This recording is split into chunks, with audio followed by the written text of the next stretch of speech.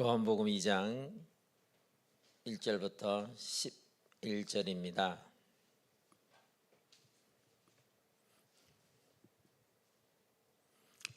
같이 읽겠습니다. 사흘째 되던 날 갈릴리 가나에 혼례가 있어 예수의 어머니도 거기 계시고 예수와 그 제자들도 혼례의 청함을 받았더니 포도주가 떨어진지라 예수의 어머니가 예수에게 이르되 저들에게 포도주가 없다 하니 예수께서 이르시되 여자여 나와 무슨 상관이 있나이까 내 때가 아직 이르지 아니하였나이다.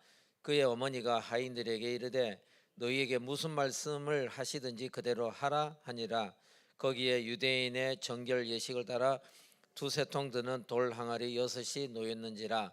예수께서 그들에게 이르시되 항아리에 물을 채우라 하신즉 아귀까지 채우니 이제는 떠서 연회장에게 갖다 주라 하심에 갖다 주었더니 연회장은 물로 된 포도주를 맛보고도 어디서 났는지 알지 못하되 물 떠온 하인들은 알더라. 연회장이 신랑을 불러 말하되 사람마다 먼저 좋은 포도주를 내고 취한 후에 낮은 것을 내거늘 그대는 지금까지 좋은 포도주를 두었도다 하니라. 예수께서 이 첫 표적을 갈릴리 가나에서 행하여 그의 영광을 나타내심에 제자들이 그를 믿으니라. 아멘.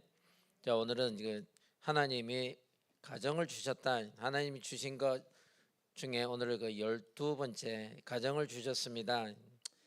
이미 결혼한 분들은 뭐 어쩌겠어요. 이제 후대들을 잘 앞으로 이제 후대들 잘 보고 결혼하기 전에 청년들이 오히려 잘 붙잡아야 됩니다. 자, 가정이란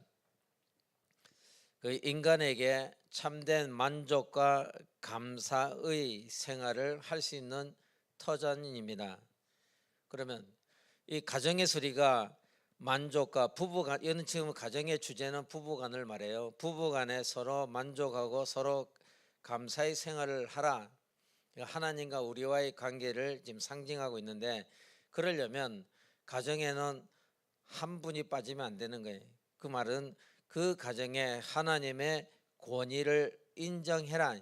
그 하나님의 권위를 인정하는 가정은 부부간에 만족하고 감사할 수 있는데, 반대로 가정에 하나님의 권위를 인정하지 않을 경우에는 부부간에 쌍방간에 만족과 감사의 생활이 잘 될 수가 없다. 그거는 뭐 결혼하신 분들은 아는 거고요. 그 다음에 두 번째, 이 가정에서는 부부간에 서로 수치와 부끄러움이 없는 관계예요. 하나님이 그 창세기 2장 25절에 이런 말씀을 이제 남기셨습니다. 아담과 그의 아내 두 사람이 벌거벗었으나 부끄러워하지 아니하니라. 자, 그렇다면 하나님의 권위를 인정하는 가정에는 부부간에 서로가 수치될 일을 하지 않고 부끄러워할 일을 하지 않습니다. 하나님의 권위를 인정하지 않으면 수치될 일이 가정에서 발생하고 또 서로 부끄러운 일이 발생할 수가 있어요. 자, 남편과 아내가 하나님의 권위를 인정한다면 그 남자가 바람을 피울 이유도 없고 그 아내가 바람 피울 이유도 없는 거예요. 서로 부끄럽지 않은 거예요. 여기서는 둘 다 벌거벗었으나 서로 부끄러워하지 아니하더라. 그게 부부가 원래 하나님 만드신 부부입니다. 그 다음에 또 하나 더 있는데, 그 하나님 만드신 그 가정은 모든 것에 부족함이 없는 그런 관계예요. 하나님의 권위를 인정하는 부부라면 그 가정에는 부족함이 있을 수가 없는 겁니다. 자, 아담을 하나님이 어떻게 만드시냐? 창세기 2장 7절에 이렇게 하나님 만드셨습니다. 여호와 하나님이 땅의 흙으로 사람을 지으시고 생기를 그 코에 불어넣으시니 사람이 생명이 된다. 땅의 흙으로 만들었다 그랬어요. 그러면 하와는 어떻게 만들었냐? 창세기 2장 21절에 하나님이 하와는 다르게 만들었습니다. 여호와 하나님이 아담을 깊이 잠들게 하시니 잠들매 그가 그 갈빗대 하나를 취하고 살로 대신 채우시고, 여호와 하나님이 아담에게 취하신 그 갈빗대로 여자를 만드시고 그를 아담에게로 이끌어 오시니 아담이 이르되 이는 내 뼈 중에 뼈요 살 중에 살이라. 이것을 남자에게서 취하였은즉 여자라 부르리라 하니라. 아담의 갈빗대에서 가운데, 몸의 한 중앙에 제일 가운데에서 그 갈빗대로 만들었습니다. 그 말은 여자에게 있어서 남자가 가장 소중하고 남자에게 있어서 그 여자가 가장 소중한 거예요. 그걸 이제 아내와 남편으로 돌리면 아내에게 있어서 남편이 가장 소중한 자고 남편에게 있어서 아내가 가장 소중한 자입니다. 그래서 하나님의 권위를 인정하면 가정에서 우리는 그 천국의 기쁨을 누릴 수가 있습니다. 서로의 기능은 달라요. 남자와 여자의 기능은 다르지만 인격에 있어서는 동등합니다. 그런데 세상은 그러냐? 그렇지 않아요. 예수님 당시에도 그 사람의 숫자를, 인구수를 헤아릴 때 여자들은 일단 제외하고 숫자에 넣지 않았어요. 왜? 전쟁에 그들은 아무 도움이 안 된다 생각했기 때문에. 그럼 우리나라는 이전에 그 뭐 남존 여비 사상이 있었잖아요. 그럼 모슬렘은 어떠냐? 그들은 이렇게 합니다. 그 신을 위해서 그 생명을 다한 자, 순교한 자는 죽어서 천국에 가면 아내를 1000명을 준다 그러죠. 그러니까 그들은 자원에서 테러하는데 몸에 폭탄을 두르고 그들은 가서 뭐 이렇게 테러 행위하는 것을 서로 하려고. 왜? 내가 천국 가면 내 아내가 1000명의 아내를 내가 맞이할 거니. 순옹틀이잖아요. 그래도 이 하나님의 권위를 인정하지 않은 곳은 이 땅의 지상에서도 천국의 모형을 보여준 그 가정이 온전할 수가 없는 거예요. 여러 가지 어려움이 많습니다. 서로의 기능은 다르지만 서로 관계는, 인격은 동등한데 동등됨으로 여기지 아니하고 남자들은 은연중에 여자들을 무시하고 깔보고 뭐 그런 것도 많이 있습니다.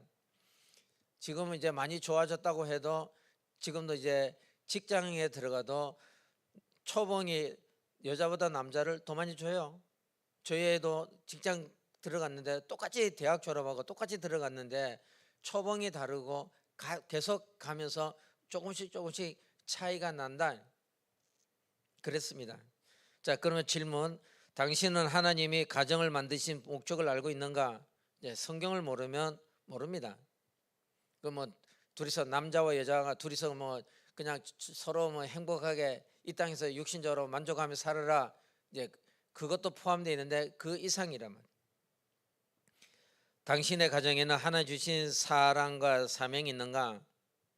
사명은 내가 천국의 모형으로 사는 모습을 우리 후대들에게 보여주면 되는 겁니다.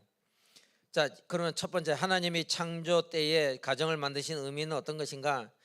참된 행복은 하나님과 함께 할 때. 그래서 하나님의 권위를 인정하는 남편, 하나님의 권위를 인정하는 아내라면 그것이 곧 천국의 모형이다 라고 할 수 있습니다.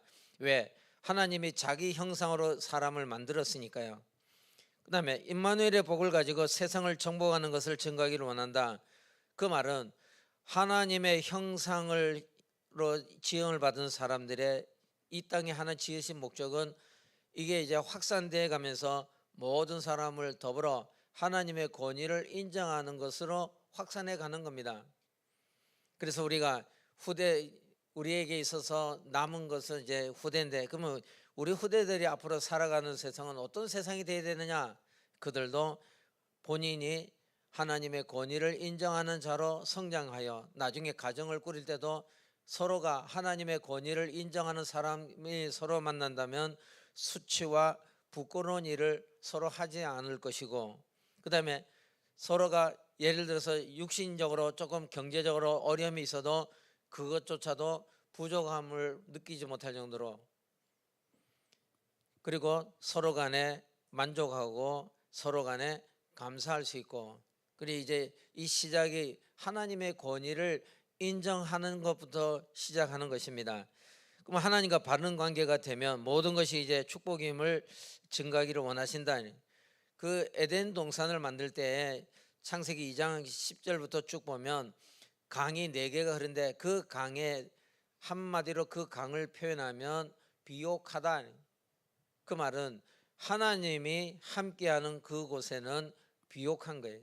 경제적으로도 또 영적으로도 정신적으로 모든 것에서 비옥한 겁니다. 그 말은 다른 것이 없어도 충분하다. 그래서 오늘 우리가 이제 그런 말을 하잖아요. 나는 그리스도로 행복합니다. 나는 그리스도로 만족합니다. 그리스도는 나의 전부요, 온전한 것이요, 충분합니다. 그 외에 다른 것이 없어도 됩니다 라고 말을 할 수 있잖아요. 자, 그다음에 가정을 통해 하나님의 생명에 관한 언약이 적용되기를 원하신다. 하나님께, 원래 하나님이 인간을 만들 때 하나님께 순종하는 것이 선, 하나님의 그 말씀에 순종하지 아니하는 것을, 그거를 악이다라고 말을 해요. 그러면 선과 악의 성경적 개념은 하나님 말씀에 내가 그 말씀을 존중하냐 존중하지 않느냐가 선악이에요. 그러면 아담이 하나님 말씀을 존중하지 않았기 때문에 선악과를 결국은 하와와 더불어 같이 따먹은 거예요. 만약에 하나님 말씀을 그가 존중했다면 먹지 못하게 했겠죠. 그 하와가 따려고 할 때 못하게 했겠죠. 이건 먹으면 안 되는 거야. 다른 거는 우리가 다 할 수 있지만 선악을 알게 하는 나무의 실과는 먹으면 안 돼. 왜? 저 나무는 하나님을 상징하는 거니까. 너와 내 사이에, 우리 부부 간에, 우리 사이에 저 선악과가 곧 증거다.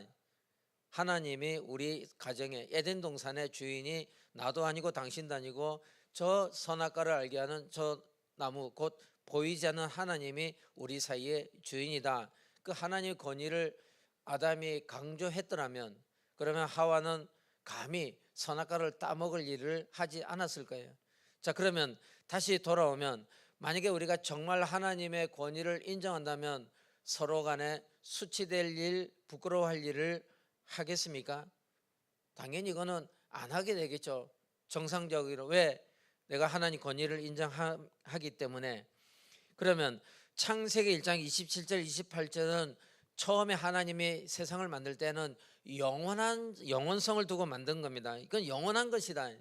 그런데 그 인간의 범죄로 인하여서 창세기 1장 27절 신분이 깨졌어요. 그러니까 창세기 1장 28절 당연히 그 권리도 깨질 수밖에 없습니다. 왜?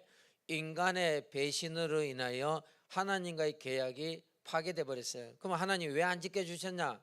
그 계약은 서로가 존중하기로 약속한 거니까. 인격적으로 하나님은 그거를 지켜줄 수 있고 막아줄 수 있는데, 너에게 그거는 지키고 안 지키고는 그거는 너의 자유야. 네 자유의지로 모든 것을 하자. 나와 관계를 지속하자.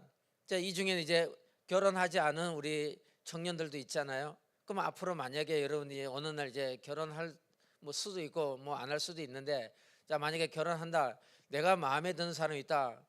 그러면 서로가 맞아서 서로가 뜻이 통하고 의의가 통하고 그래야지 그 다음에 뭐 결혼을 하든 말든 하지. 그게 통하지 아니하면 그러면 이제 골치 아픈 거예요.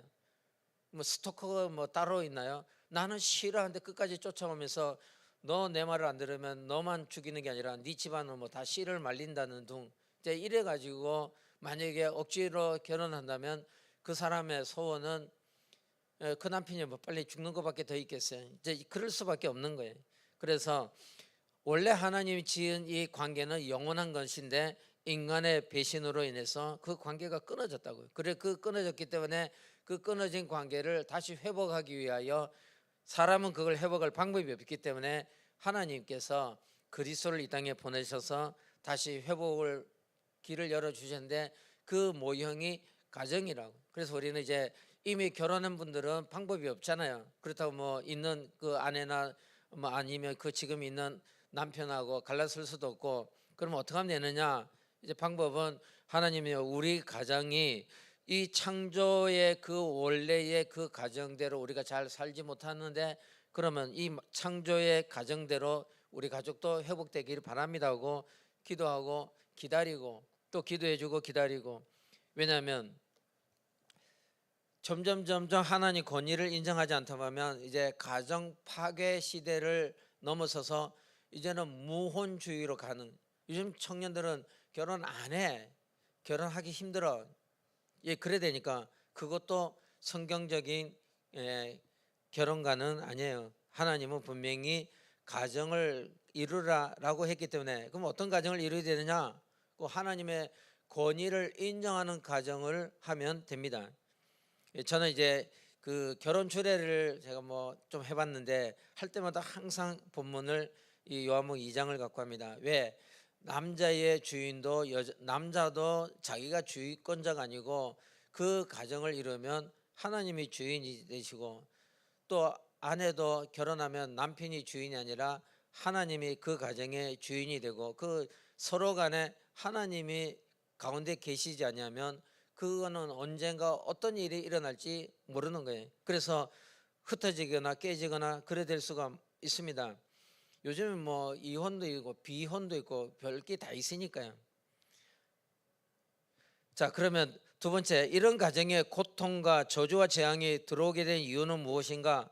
그 결론은 하나님의 말씀에 하와가 일단 불순종했다는 거예요. 자, 그러면 창세기 2장 17절에 선악을 알게 하는 나무의 열매는 먹지 말라, 네가 먹는 날에는 반드시 죽으리라. 그러면 내 가정, 나의 이 언약을 지키는 방법은 그 선악을 알게 하는 나무의 실과를 존중하는, 그것만 존중하는 게 아니라 그 안에서 아내와 남편, 하나님이 붙여진 가정 안에서 서로가 존중하면서 사는 건데, 그 열매를 따먹음으로 모든 것이 다 깨진 거예요.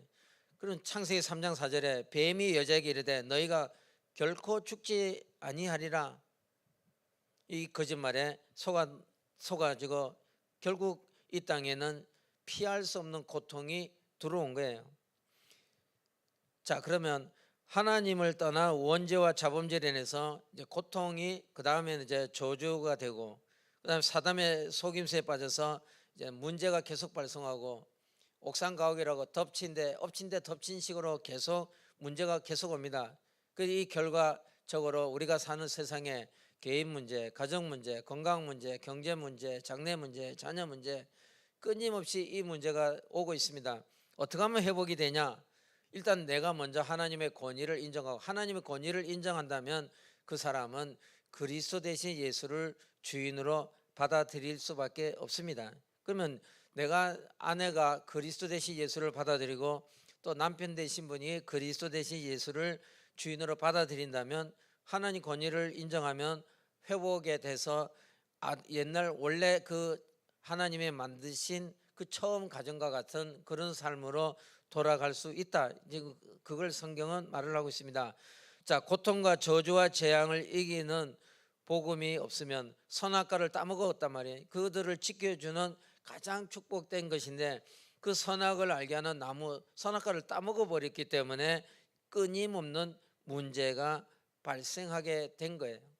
그거는 하나님의 책임이 아니라 인간이 스스로 져야 할 책임입니다. 왜? 하나님 말씀을 그들은 무시했기 때문에. 뭐 오늘날도 마찬가지죠. 가정의 문제가 이게 발전해서 사회의 문제가 되고, 사회의 문제로 끝나지 않고 점점 더 큰 재앙으로까지 발전하게 돼 있습니다. 그럼 세 번째, 복음을 통해 회복될 가정의 하나님 계획이 뭐냐? 그러면 창세기 1장 27절 하나님의 형상을 그리스도 예수를 통해서 회복해 준다고 했잖아요. 그럼 이게 신분인데, 내가 그리스도로 오신 예수를 나의 주로 고백하면 내 신분이 하나님의 자녀가 되면, 이걸 가지고 사도행전 1장 8절로 적용하는 거죠. 예루살렘과 유다와 사마리아 땅 끝까지 이르러 내 증인이 되리라 하리라. 그래서 성경적인 복음 확산은 가정을 통해서, 내 가족을 통해서 확산돼 가는 거예요. 근데 이게 이제 잘 이루어지지 않는 경향이 많습니다. 그래, 우리 이제 뭐 지금은 문화가 너무 발달하다 보니까 사람들이 이 세상 문화에 이걸 구별할 힘이 없으면 그냥 세상 관습대로, 창세기 6장에 있는 대로 사람의 아들들이 하나님의 아들들이 사람의 딸들의 아름다움을 보고 취하여, 그래서 그때부터 막 문제가 들어오듯이 지금도 이런 비복음적인 결혼을 인해서 어려움을 당하는 가정들도 이 땅에 계속 늘어나고 있습니다. 이 문제 해결할 방법이 없습니다. 방법은 유일하게 하나밖에 없습니다. 하나님의 권위를 인정하는 거예요. 하나님 권위를 인정하면 아내는 남편을 존중하게 돼 있고 남편은 아내를 존중하게 돼 있고 서로 인격이 동등하기 때문에 서로 존중하는 거죠. 하나님의 언약으로. 그래서 첫 번째 복음을 통해 회복될 가정의 하나님 계획이 뭐냐? 개인이 먼저 복음화가 되라. 개인 복음화는 쉬워요. 어떻게 하느냐? 그리스도로 오신 예수를 내가 주로 고백하면 됩니다. 언제까지? 각인될 때까지. 그 각인된다는 것은 항상 24시간 우리가 살아가다 보면 다양한 일이 벌어질 수 있어요. 그 다양한 일이 벌어질 때 언제나 그 문제를 내가 해결하냐? 그건 아니죠. 개인화가 됐단 말은 그래, 이 문제는 내가 해결할 수 없는 문제이기 때문에 나는 주인의 도움을 구해야 돼. 우리 연약한 자녀들이 학교 다니는 시절에 필요할 때는 부모에게 도움을 요청을 해야 될 거 아니에요. 어머니 돈이 필요합니다. 뭐 아버지 돈이 필요합니다. 뭐 가방이 떨어졌습니다. 필요하면 말을 해야 되는 것처럼 개인화가 됐다는 것은 그리스도로 오신 그 예수를 24시간 내가 기억하며 사는 거예요. 그러면 평상시 기억을 하면 그러면 환난 때도 쉽게 나와요. 근데 평상시 내가 기억 속에 담아 각인이 안 돼 있으면 환난 속에서 잘 안 나옵니다. 자꾸 내 힘으로 해결하려고 합니다. 개인 복음화가 첫 번째고, 두 번째 자녀와 후손에게 그리스도의 언약이 전달되라. 가정 복음화를 이루어가는 거죠. 그래서 이제 뭐 이미 결혼하신 분들은 자녀들이 이제 성장하면 이제 더 이상 어느 정도 단계에 가면 이제 부모의 말을 존중하기보다도 부모의 말을 그냥 잔소리 또는 참고로 듣지 자기 주관이 되면, 그래서 보통 사람이 인격이 18세면 끝난다고 말을 하는데 18살이 넘어 요즘은 뭐 이 문화가 발달하다 보니까 이미 18살이 되기 전에 어느 정도 인격이 형성돼 갖고 더 이상 이제는 부모에게 손을 내밀지 않아요. 부모에게 무엇을 배우려고 하지 않습니다. 그러면 이제 그때가 넘어가면 이제 더 이상 어떻게 할 방법이 있어요. 법적으로 이제는 가족이라는 울타리 안에 있지 실제로는 이제 독립된 개체적으로 살아갈 수밖에 없습니다. 그래서 이제 가정복음화에 마음을 담고 이 방법은 뭐 이미 깨졌다면 기도하는 방법밖에 없어요. 하나님이여, 내 자녀가 하나님을 알지 못합니다. 하나님을 존중하지 않습니다. 이거는 방법이 없습니다. 이제는 내 말을 들을 나이가 지났기 때문에 이건 하나님이 하셔야 될 일이니 하나님께서 내 자녀에게 은혜를 주십시오. 저도 제가 예수 믿게 될지 꿈에도 몰랐고, 저는 이를 바득바득 갈면서 나는 내 평생에 어떤 일이 있어도 내 절대 교회 안 가고 예수 안 믿는다. 제가 그렇게 악으로 깡으로 했는데 나중에 결국 돌아왔는데 알고 보니까 저를 위해서 기도해 주신 분이 우리 가족들이 있었던 거고, 저희 어머니가 저를 기도해 줬지, 그다음에 저희 누님이 저를 위해서 기도하고, 그래서 뭐 제가 예수 믿게 된 건 저도 기적으로 아는데, 저를 아는 사람들도 옛날 제 뭐 고등학교 동창이다 대학 동창이다 이러면 야 네가 예수를 믿냐, 진짜 이게 세상이 뭐 거꾸로 돌아가네 라고 할 정도로, 그래 이게 가정복음화가 중요한 거예요. 하나님의 권위를, 하나님이여 내 가족이 하나님의 권위를 인정하기를 기도합니다. 내 남편이, 아니면 내 아내가, 내 부모님이, 아니면 내 자녀가 하나님의 권위를, 그들도 왜? 인간은 하나님으로부터 시작돼서 왔기 때문에 인간은 영적인 존재인데 하나님의 권위를 모르면 사람이 사람으로 살아가는 것이 힘들어요. 그 말은 무슨 말이냐면 하나님으로부터 오는 참된 행복을 그 사람은 모르고 사는 거예요. 그냥 사는 거예요. 의미 없이 인생을 삽니다. 그 다음에 세 번째, 가족이 가는 곳마다 이제 그리스도의 구원이 증거되기를 원하신다. 그 말은 민족 복음화입니다.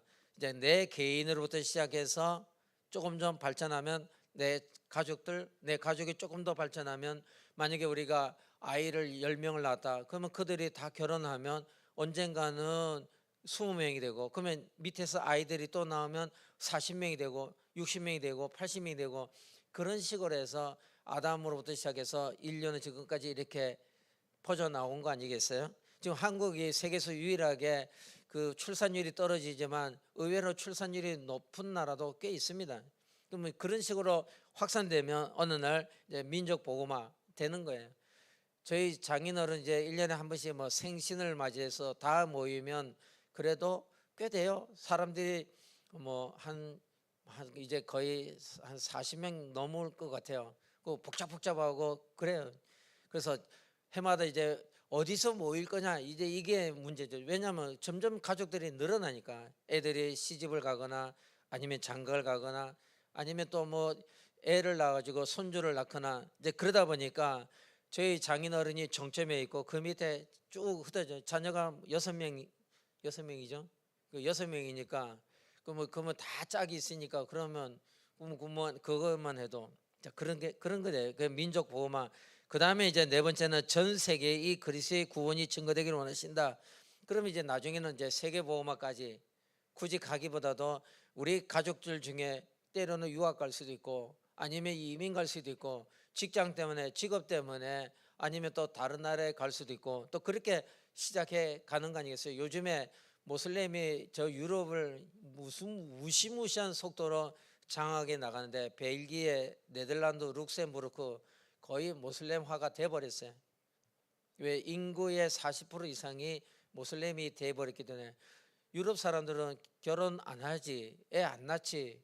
근데 난민으로 들어온 자들은 뭐 한 가정에 보통 아내가 4명이니까 애를 4명에 1명씩만 낳아도 그럼 4명 아니에요. 2명씩 낳으면 8명이에요. 제가 말레이시아 가서 일해 보면 고속도로 휴게소 보면 승용차보다도 승합차들이 많아요. 승합차가 딱 휴게소에 들어왔다. 그럼 보통 차에서 남자 하나 내리면 여자들이 4명씩 내리고 여자 4명 내리면 애 옆에 하나 보통 한 2명씩 끼고 내려. 그러면 한 차 오면 그 가족들만 해도 10여 명이 된다고. 이제 이런 식으로 그들은 막 유럽에서 퍼뜨려 나가는 거예요.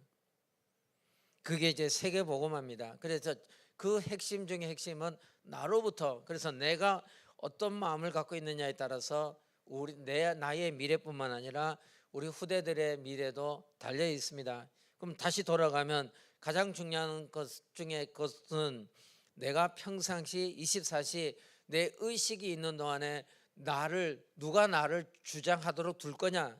우리가 그냥 두면 내가 내 인생을 사는 것처럼 보이지만 보이지 않는 사단이 이 세상 신이라 했고 이 세상 왕이라고 했는데 그놈이 내 시간을 다 장악해 갖고 끌고 가는 거예요. 나는 그것도 모르고 내가 주인인 것처럼 생각하지만 실제 나도 조종당하며 살아갈 수밖에 없다고요.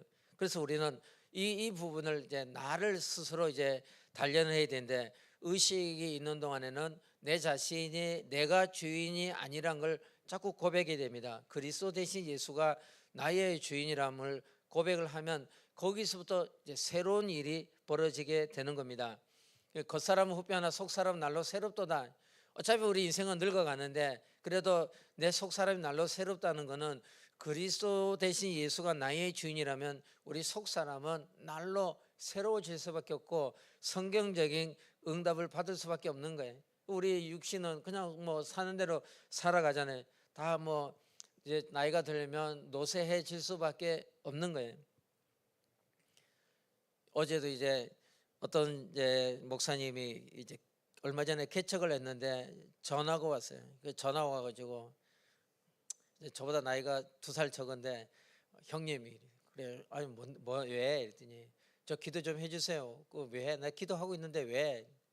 저 주일날 하마터면 강단에 못 쓸 뻔했어요. 우째서 주일날 아침에 일어나니까 허리가 아파갖고 움직이질 못할 정도로 그래가지고 주일 아침에 간절히 기도를 했더니 하나님 오늘 주일인데 제가 지금 몸이 움직여지지가 않습니다. 그러니까 이 척추가 문제가 왔는지 그냥 꼼짝이 안 몸을 움직일 수가 없더라는 거예요. 그래서 주일이라서 아침에 주일날 새벽에 간절하게 기도했대요. 그래서 하나님 오늘 내가 아플 때 아프더라도 오늘 주일 예배는 그래 하고 내가 뭐 병원을 가든지 말든지 하지 오늘 주일 예배 할 수 있도록 힘을 주십시오. 그렇게 기도해가지고 주일 겨우겨우 어떻게 버티고 했는데 그러네요. 그러면서 이제 가는 세월 어찌할 수 없네요. 그런 거예요. 이제 시간이 지나면 다 노쇠해질 수밖에 없습니다. 그 다음에 이제 다섯 번째, 하나님 계획을 모른다면 결국에는 세상에 내 자신이 내가 노예가 되고 영적이죠, 포로가 되고 속국이 됩니다. 열심히 일합니다.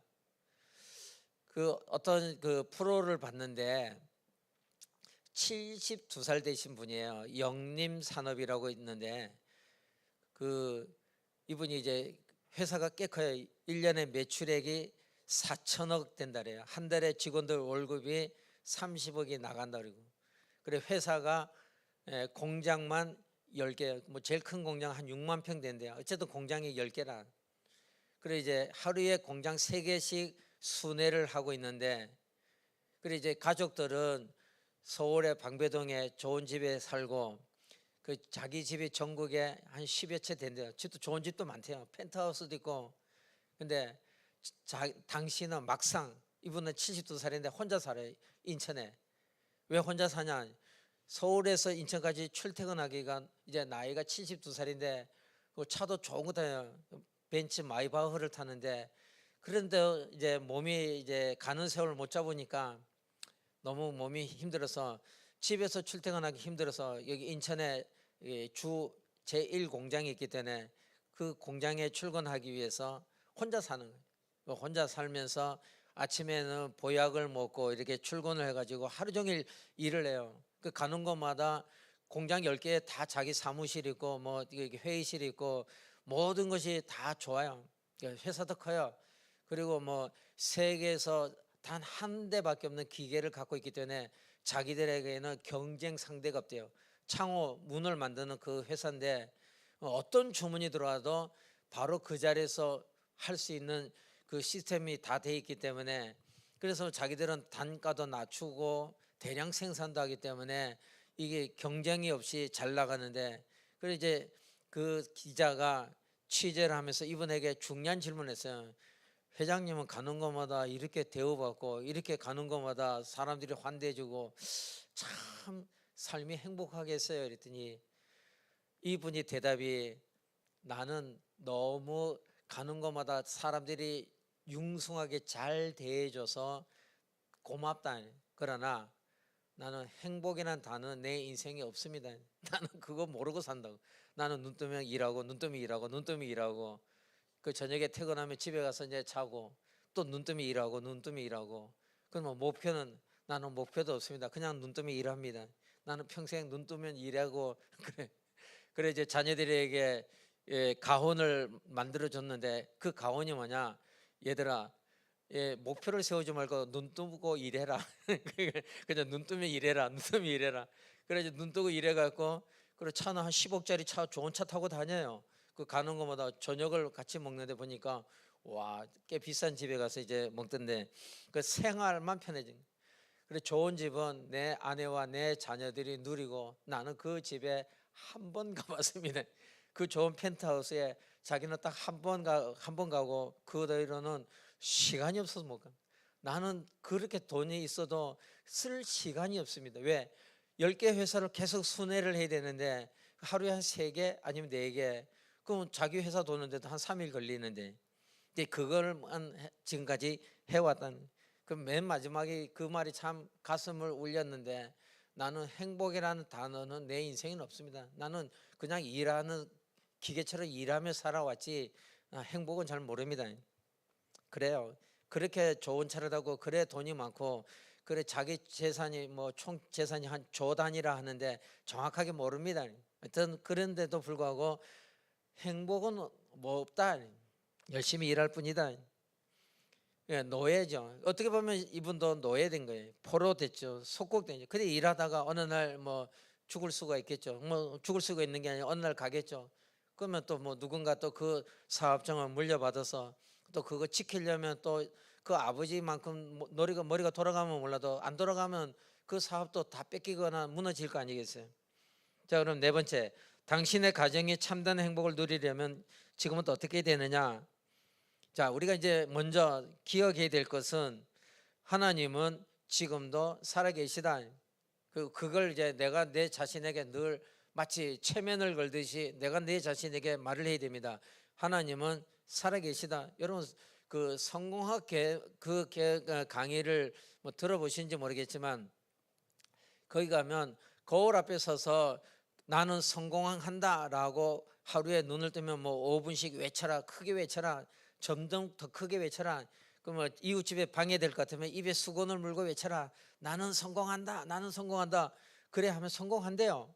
그럴 수도 있을 거예요. 그렇게 하다 보면 신념이 자기를 끌고 간다라고 말하는데, 그렇다면 그거는 세상적인 방법이고, 우리 하나님의 사람들이 나를 개인화하려면 우리가 할 수 있는 일은, 하나님은 살아계시다. 이걸 이제 내가 내 자신에게 말해서 내 자신이 들어야 되는 거예요. 하나님은 살아계시다. 내가 그렇게 자꾸 스스로 고백하다 보면 어느 날 어떤 문제가 와도 제일 먼저 그래 하나님 살아계시잖아 이 생각이 떠올라요. 그러면 개인화가 된 거예요. 근데 문제가 터졌는데 하나님이 살아계시다는 게 안 떠오르면 대책이 세워야 돼요. 어떻게 하지? 이거 어떻게 해결하지? 누구를 찾아가야 될까? 이 문제 해결하려면 내가 어떻게 해야 될까? 왜? 내가 아직 개인화가 안 되면 하나님 살아계시다는 게 내게 분명히 그게 안 떠오르기 때문에.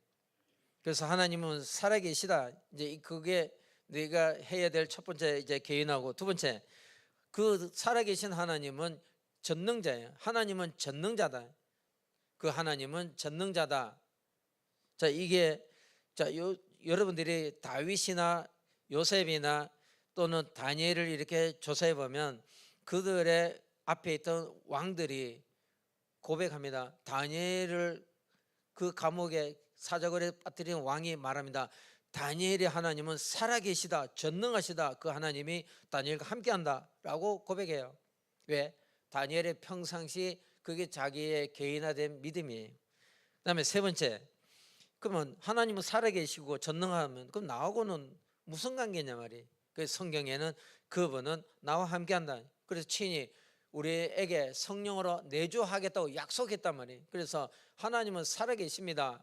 하나님은 전능하십니다. 그 하나님은 오늘 지금 내 안에 계십니다. 나와 함께 계십니다. 이게 우리가 해야 될 겁니다. 우리가 부족한 게 있잖아요. 그럼 부족함을 인정하면 그 다음에 그 부족함을 해결해야 되는데 누구에게 해결하냐? 첫째, 우리가 물론 이제 부족한 거는 우리가 육신적으로 해야 할 일도 있겠지만 먼저 우리는 하나님께 구하는 겁니다. 그럼 하나님께 어떻게 구하느냐? 하나님이 살아계신 걸 알아야 구하지. 하나님이 전능한 걸 알아야 구하지. 하나님이 나와 함께 하심을 알면 우리가 구할 수 있어요. 평상시 관계가 좋으면, 여러분 갑자기 급한 일이 생겨서 만약에 내가 돈이 필요하다 그러면 내가 그때 막상 내가 돈을 융통하려면 실제 전화기 들면 내가 전화 걸 만한 사람이 의외로 적을 수가 있어요. 왜냐? 평상시 나하고 소통이 없으면 저 사람이 돈이 있어 라고 해도 내가 그 사람에게 돈을 부탁하기가 쉽지가 않아요. 평상시 소통을 잘 해놓고 있으면, 그러면 뭐 자주 만나서 뭐 밥도 먹고 뭐 이야기도 하고 뭐 좋은 소통을 이루면, 그러면 내가 갑자기 돈이 필요해도 그 말하는 게 그렇게 썩 어려운 건 아니야. 내가 지금 당장 이래서 이만큼 돈이 필요한데 좀 융통해 줄 수 있냐? 그래? 얼마든지. 이렇게 될 수가 있는 거예요. 이것처럼 평상시에 우리는 하나님하고 소통하는 훈련을 해야 되는 거예요. 내가 개인화를 하기 위해서 하나님은 살아계십니다. 하나님은 전능하십니다. 하나님은 지금도 성령으로 내 안에 나와 함께 계십니다 라고 내가 고백하면서 하나님과 소통을 통하여 내가 개인화가 되면 문제가 터져도 쉽게 할 수가 있어요. 왜? 평상시에 내가 하나님과 소통이 잘 내가 유지하고 있었기 때문에, 하나님 이 문제는 제가 해결할 수 있는 문제가 아닙니다. 이건 하나님이 할 수 있는 문제입니다. 그래서 얼마든지 우리는 하나님께 부족함을 구할 수가 있습니다. 자, 그러면 내가 하나님과 하나님의 권위를 인정하면 내 주위에 있는 사람들도 어느 날 하나님의 권위를 인정하게 됩니다. 저는 뭐 제가 자녀 교육을 잘 시켰다라고 자랑은 못합니다. 하나는 고마운 건 있는데 이 얘기를 제게 했어요. 그래서 저는 그거 하나가 마음에 찡하던데, 나는 아빠가 허락하지 않는 사람하고는 결혼 안 해. 그래요? 그럼 내가 허락하는 사람은 누군지 알아? 뭐 아빠가 뭐 당연히 허락할 사람은 예수 믿는 사람이겠지. 그래, 그게 내게는 첫 번째 조건이다. 그래서 본인들도 내가 안 하면 안 했지, 나는 예수 안 믿는 사람하고는 결혼 안 해, 이래요. 그래서 그 말 그렇게 하는 거 보고 그래도 고맙구나, 감사하구나, 그렇게 이제 생각이 들어요. 왜냐, 내가 하나님의 권위를 내가 아이들 보는 앞에서 제가 자꾸 인정한단 말이에요. 내가 인정하면 어느 날 걔들이 보면서 크는 거예요. 아, 저렇게 하는구나. 그래서 내가 고백하는 것을 굳이 감출 필요는 없는 거예요. 가정에서는 소통의 문을 열고 잘 해보시면 돼요. 그래서 이제 오늘 후로 여러분 스스로 혼자 있는 시간에 자꾸 해보세요. 빈 시간에 하나님은 살아계시다, 그래, 하나님은 전능하시다, 그 하나님은 오늘도 성령으로 지금도 나와 함께 하시다 라고 한다면, 그러면 보이지 않는 자존감이 생겨요. 자부감도 생기고, 그래, 내가 어마어마한 재산을 가진 자구나, 내 미래는 될 수밖에 없는 그런 자리에 내가 지금 와 있구나. 왜? 내가 하나님 권위를 인정하면 내 주위에 하나님의 권위를 인정하는 사람들이 모일 수도 있고, 아니면 하나님의 권위를 인정하는 사건들이 일어나기 시작하게 돼 있으니까요. 자, 그러면 부족한 것을 인정하고 하나님의 도우심을 구하면 된다.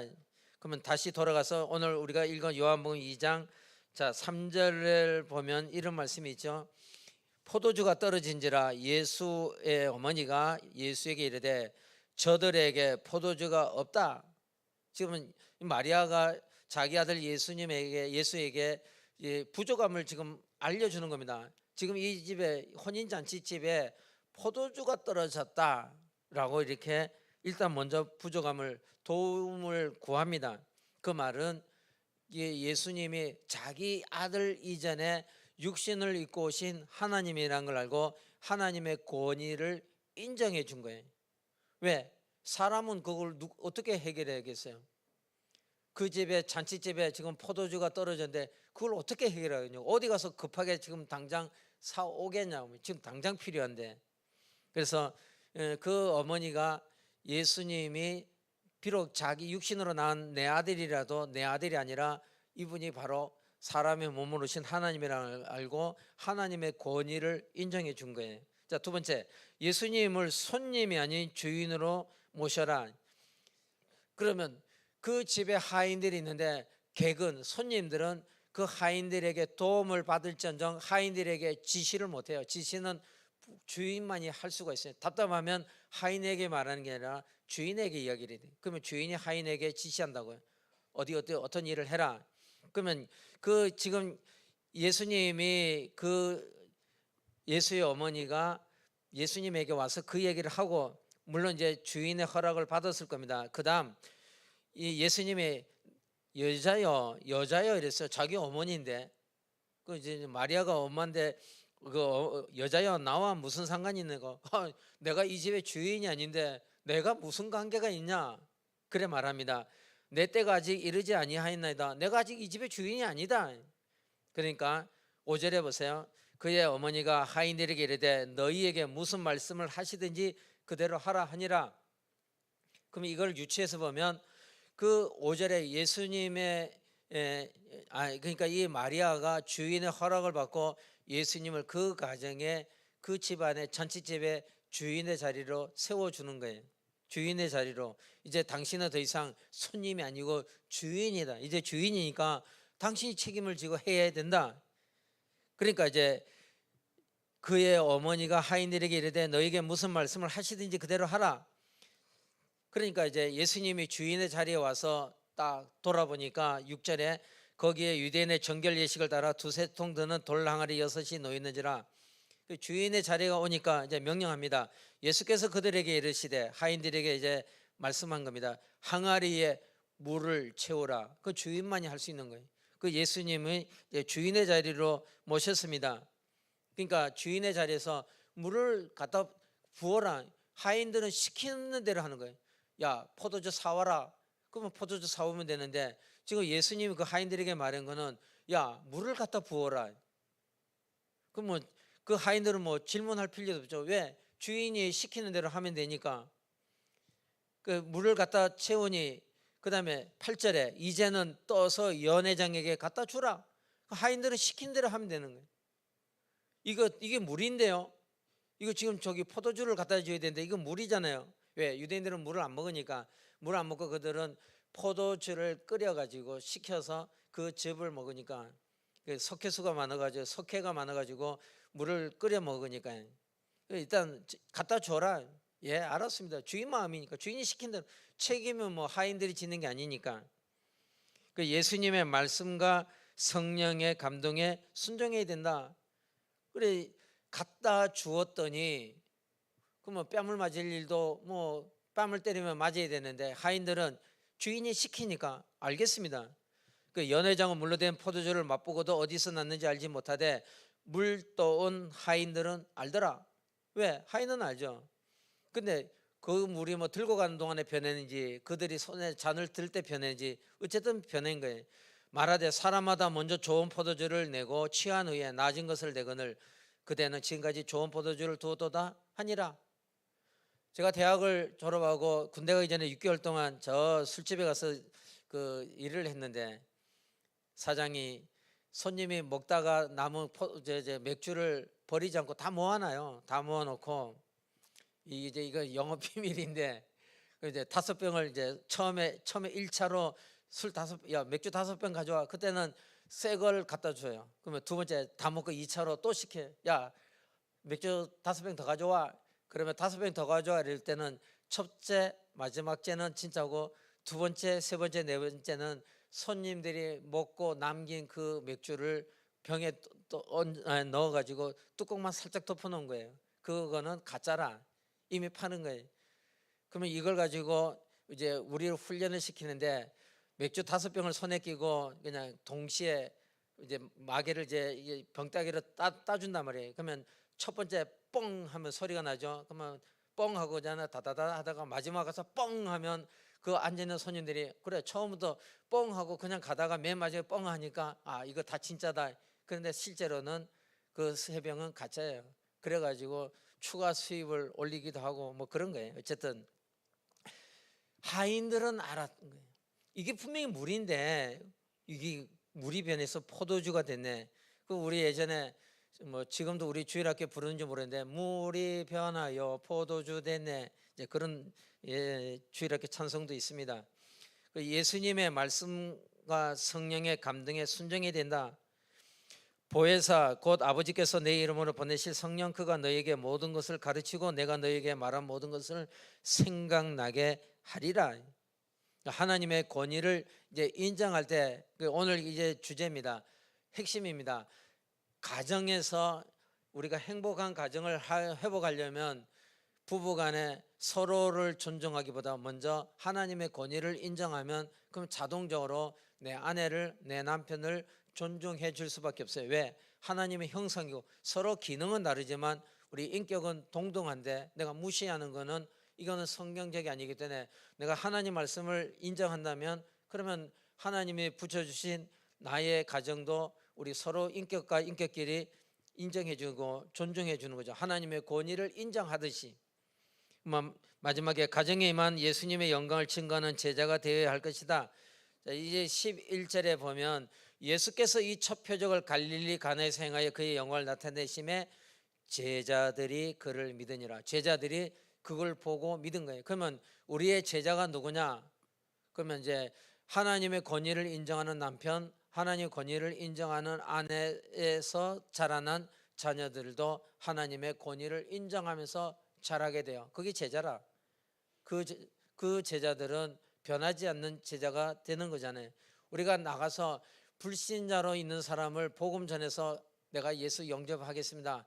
그 사람이 영접해서 이제 세워지기까지 시간이 많이 걸려요. 근데 어차피 내가 하나님의 권위를 인정하는 남자, 내가 하나님의 권위를 인정하는 여자, 우리가 부부가 되었다.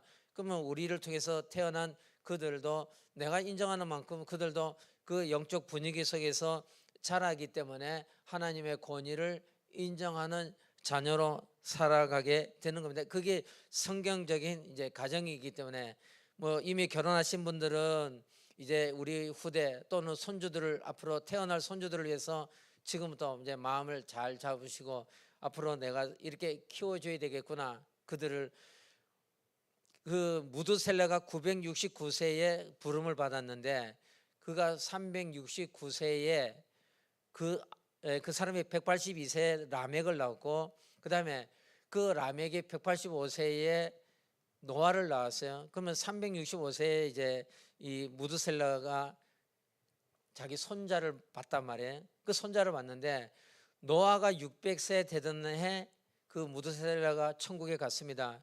그걸 보니까 앞뒤를 다 따져 보니까 그 무드셀라가 자기 손자 노아를 600년간 양육을 한 거예요.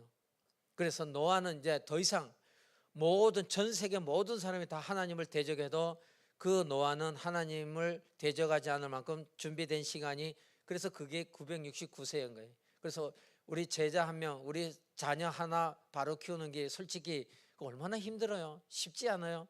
저도 애 둘 키워보니 야, 이거 쉬운 게 아니네. 내가 마음먹은 대로 되는 거 거의 없잖아요. 옆으로 빗나가지 않은 것만 해도 다행이고 감사하지. 그들이 하나님의 권위를 인정하는 그것만으로 감사하지. 그 외에는 더 이상 무엇을 바라겠어요. 자, 그렇다면 이제 결론으로 놓고 보면, 이렇게 참된 제자 중에 참된 제자는 하나님의 권위를 인정하는 가정에서 나오는 자가 좋은 제자가 될 수가 있는 거예요. 옥토에서 자란 씨는 좋은 열매가 나올 수밖에 없기 때문에, 그렇다면 이걸 가지고 우리는 앞으로 적용해 나가야 됩니다. 우리 주일학교 또 중고대청, 여기서부터 이제 앞으로 결혼하지 않은 자들에게 하나님의 권위를 인정하는 훈련, 그 다음에 또 하나님의 권위를 인정하는 배우자를 만나서 간다면 좋게 될 거예요. 나의 가정에 예수님을 주인으로 모시고 있는가? 안 모시면 내부터 시작하면 되죠. 오늘 여기에 나오신 여러분들부터 이제 고백하고 세 가지 자꾸 이제 해보세요. 개인아, 하나님 살아계십니다. 하나님은 전능하십니다. 그 하나님은 오늘도 성령으로 나와 함께 계십니다. 나의 가정은 주님께 쓰임을 받고 있는가? 쓰임을 받으려면 하나님의 권위를 자꾸 인정하면 이제 하나님이 쓰시게 되게 되어 있습니다. 기도하겠습니다. 살아계신 하나님, 감사합니다. 우리에게 가정을 주신 하나님이라는 말씀으로 오늘 우리가 쭉 읽어보았습니다.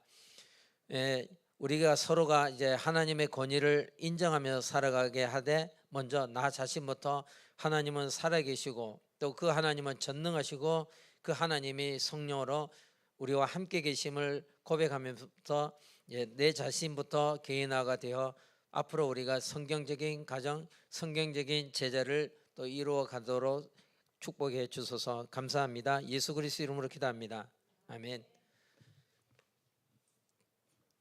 찬송가